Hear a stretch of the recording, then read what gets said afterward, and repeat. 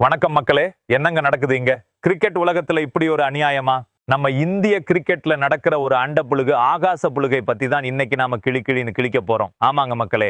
புது T20 சீரீஸுக்காக நம்ம புது இந்திய டீம் அறிவிப்பை வெளியிட்டு இருக்காங்க. ஆனா அங்கதான் வச்சான் பாருங்க ஆப்பு. நம்ம சஞ்சு சாம்சனுக்கு மறுபடியும் ஒரு பெரிய துரோகத்தை பண்ணிருக்காங்கப்பா. என்ன கொடுமை சார் இது.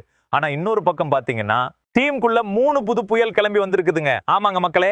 ஜிம்பாப்வேக்கு எதிராக இந்திய டீம் வர 23 ஜூலைல இருந்து 3 போட்டிகள் கொண்ட T20 சீரீஸ் விளையாடுறதுக்காக ஜிம்பாப்வேக்கு போக போறாங்க. அதுக்கான T20 டீம் தான் இப்ப BCCI, அதாவது இந்திய கிரிக்கெட் வாரியம் அறிவிச்சிருக்காங்க. இதுல இருக்கிற உலக மகா கொடுமை என்னன்னா, நம்ம சஞ்சு சாம்சனுக்கு இழைக்கப்பட்ட அநீதி தான். அவருக்கு ஓய்வு கொடுத்திருக்கோம், ரெஸ்ட் கொடுத்திருக்கோம்னு சொல்லி அப்படியே நைசா டீமை விட்டு வெளியே தூக்கிட்டாங்கப்பா.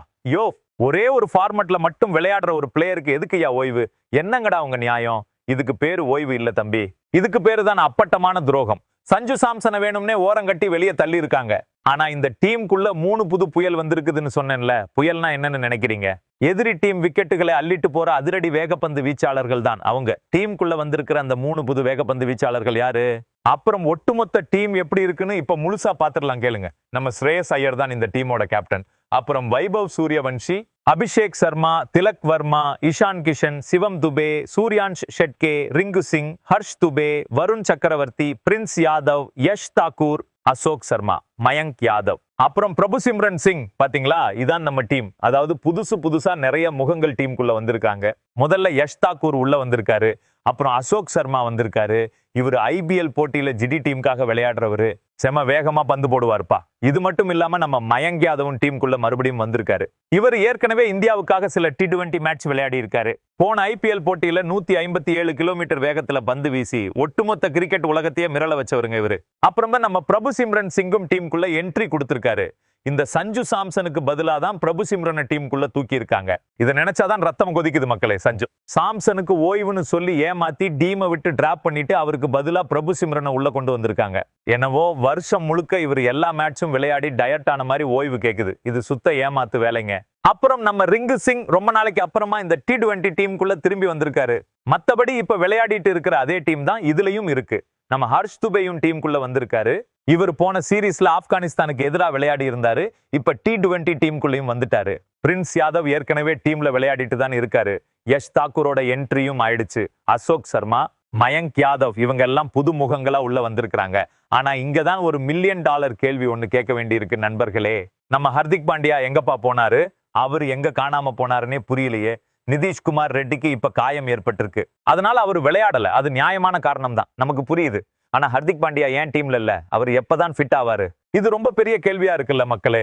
இது மட்டும் இல்லாம இங்கிலாந்துக்கு எதிரான ஒரு நாள் போட்டி டீம் இருக்குல்ல, அதுல காயம் அடைஞ்ச நிதிஷ்குமார் ரெட்டிக்கு பதிலா நம்ம சிவம் துபேவை அப்படியே இங்கிலாந்துலயே இருக்க சொல்லிட்டாங்க. அவர் இங்கிலாந்துலயே தங்கி விளையாடுவாரு. நிதிஷ்குமார் ரெட்டிக்கு பதிலா சிவம் துபேவை ஒரு நாள் போட்டி டீம்லயும் சேர்த்துட்டாங்க. டீம் அறிவிப்புல இருந்து இந்த 2 பெரிய அப்டேட் தான் இப்ப வெளியே வந்திருக்குது.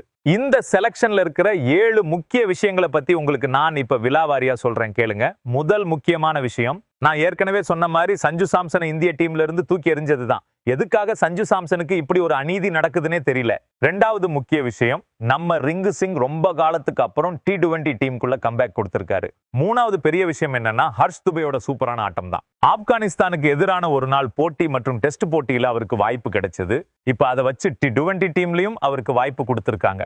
4வது விஷயம், அசோக் சர்மா பண்ண நல்ல பெர்ஃபார்மன்ஸ்க்கான பரிசு தான் இந்த இடம். இவரு இந்தியா ஏ டீமுக்காக செமையா விளையாடி அசத்தி இருந்தாரு.